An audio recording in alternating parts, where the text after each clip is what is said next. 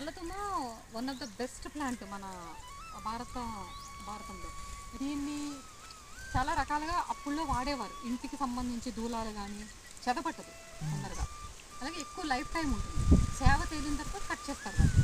దీని ఆకు, దీని కాయ, దీని పువ్వు చాలా మంచిది. ఇప్పుడు ఒక మడంతా అదే ఉంది కదా, ప్రతి సంవత్సరం దీని ఆకంతా రాలిపోయి ఇక్కడ ఉండిపోతుంది కదండి.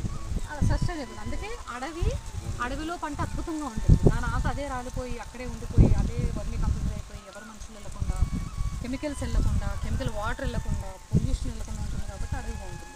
అడవిలో ఉండే మ్యాక్సిమం చెట్లన్నీ కూడా ఇలాంటివి. నల్లతుమ్మ, ఈత, రావి, మర్రి, కుంకుడి ఇవే ఉంటాయి. డేట్స్ అంటే ఖర్జూరం చెల్లి ఇలాంటివి. సో అందులో మనకి ఇలాంటివి ఉండడం పొలాల్లో చాలా ఇంపార్టెంట్. పిచ్చి చెట్లుగా చూడొద్దు, అడ్డగుందని కట్ చేసేయచ్చు. దాని నీళ్ళలో మొక్కలు రావని ఆలోచించొద్దు. చాలామంది ఫార్మర్స్ నీళ్ళలో మొక్కలు రావని ఇప్పుడు రీసెంట్గా ఒక 3-4 రోజుల్లో ఇలాంటి చెట్లు చాలా కట్ చేశాడండి రైతు. ఇంత ముందు ఇది అడవిలా ఉండేది, మీకు వెనకాల కనిపించేది చూడండి. ఇప్పుడు ఎలా ఉంది, ఖాళీ ప్లేస్ లేదా కింద మట్టి కింద